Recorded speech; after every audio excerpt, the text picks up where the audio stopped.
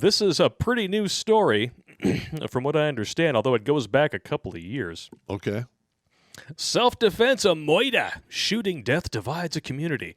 This has to do with a woman named Nikki Addimando, young mother who shot her abusive partner in self-defense when she feared he would take her life. Now, don't you love? Now, see, at this point in time, from what I understand, the trial was still ongoing. Did you notice that they stated that she had an abusive partner as a matter of fact?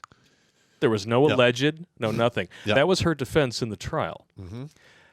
There's problems, though, and you'll see why. Well, the thing is, if somebody's kicking your ass to the point you need to pull a gun on them and take them out, there should be blood spatter, missing teeth, maybe a...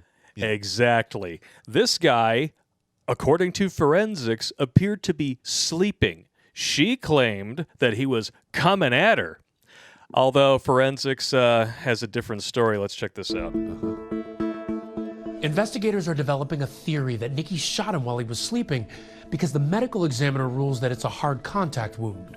Which means she actually put the gun to the side of his head and made contact with it when she pulled the trigger. Ooh. That by itself is really all you need to know. Because if somebody is coming at you, you're not going to go for the side of their head. No. You're going to go center mast because that's the biggest target. It's a double tap. There you go. That's the way I would do it.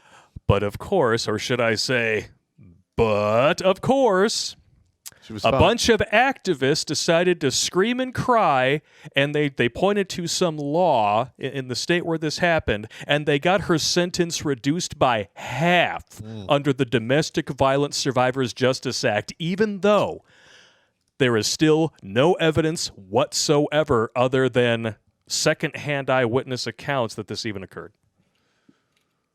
Wow. Meanwhile, we have forensic evidence. He was clearly sleeping. There was How much time did she get? Boom. 18 years. All right, so she got 9. She got it reduced to 7.5. So she's out now. I hope no, she's still going to be in for another few because this was 2021 when this happened. I hope when she gets out, Karma slams her head off the refrigerator a few times. And the funny thing is that I was told about this story, but I couldn't find the initial link that was sent. So I decided, okay, well, how many times could this possibly happen? It happens a where lot. Where a woman kills somebody in their sleep and gets a reduced sentence after the fact? Well, apparently a lot. Here's just one more. This happened in Canada. Do a search for this yourself. It'll make you sick. Alberta woman who killed her husband has sentence reduced by half. She got the sentence of 18 years for manslaughter, even though she killed him and dumped the body. Whoa! Yeah. Yeah. Derek Chauvin got second-degree murder just because he happened to be kneeling on the back of someone who was dying of a drug overdose, and this chick who shot a dude in his sleep and dumped the body got manslaughter. Wow. Canada's fucked. I mean, welcome to Pussy Pass. They're idiots up there. And listen, I shouldn't say that. Our blue cities are pretty much just as bad as Canada now. Oh yeah, California, New York, basically most of the heavily populated areas: Chicago, New York, St. Louis. Yeah, the Chicago. Yeah, California. Mm-hmm. Yeah, New Spork.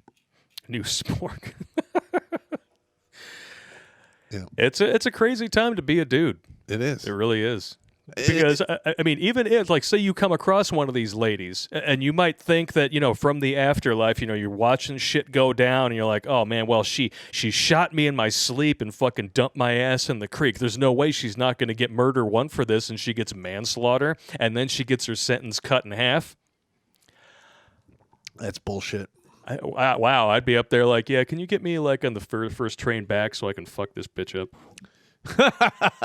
Yeah. Is there a haunting school up here that I can go to and give this bitch a heart attack? Anybody up here teaching a haunting school? I don't know, man. That's mess. And listen, women they get a pass on everything. They only do 1/3 the time for the same crime.